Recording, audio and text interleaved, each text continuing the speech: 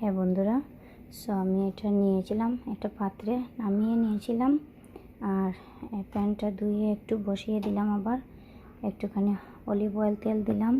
আপনার যতটুকু ভালো লাগে ততটুকুই দিবেন। তারপর আমি যে রেখেছিলাম এগুলো আমি সব দিয়ে দেব। পাঁচফোড়ন, এটাকে আমি সম্বাস দিব। দেখুন, সম্বাসের জন্য এটা লাল হতে দিব। এটা হয়ে গেছে, সবগুলো কালো হয়ে গেলে এটা আমি নামিয়ে তারপর সম্বাস দিয়ে দিলাম। এই গরম তেল আর পাঁচফোড়নের মধ্যে আমি এটা ঢেলে দিলাম। ঢেলে দিয়ে এখন আমি কি করব, একটু ধনেপাতা দিয়ে দিব। এটা বিলাতি ধনেপাতা আমার খুবই প্রিয় জিনিস। এটা দিয়ে দিলাম। এটা খুব সুন্দর একটা ফ্লেভার আসে এটা দিলে। আপনারা একসাথে সম্বাস দিয়ে বসাতে পারবেন। আমি এরকম দিই কারণ এটা আমি রান্না করি আমার শাশুড়ি মার জন্য। উনি নিরামিষ বুঝি, উনি লাউ ব্যঞ্জনটা খেতে অনেক পছন্দ করেন, তার জন্য আমি এভাবেই রান্না করি। তো এটাকে আমি আরও 10 মিনিটের জন্য ঢেকে দিয়ে যাব।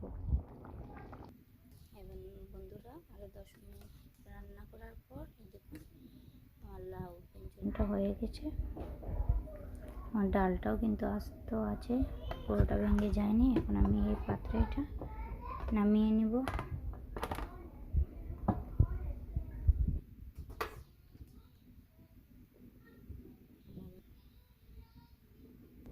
নামিয়ে নিয়েছি একটা পাত্রে, দেখুন। আর একটু কুচি কুচি করে ধনে পাতাটা আমি আবারও ছিটিয়ে দিয়েছি। এটাতে কিন্তু অনেক সুন্দর একটা ফ্লেভার আসে।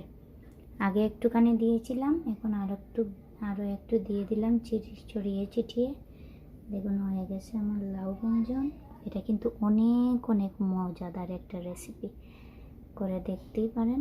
যারা নিরামিষ খান তাদেরও ভালো লাগবে, আর এটা বুকের জন্যও অনেক ভালো এটা রেসিপি। ভালো থাকবেন। আর যারা আমার চ্যানেলে এখনও সাবস্ক্রাইব করেননি, সাবস্ক্রাইব করে দিবেন, লাইক করবেন। Thank you. ভালো থাকবেন সবাই। এখানে শেষ করলাম আজকে।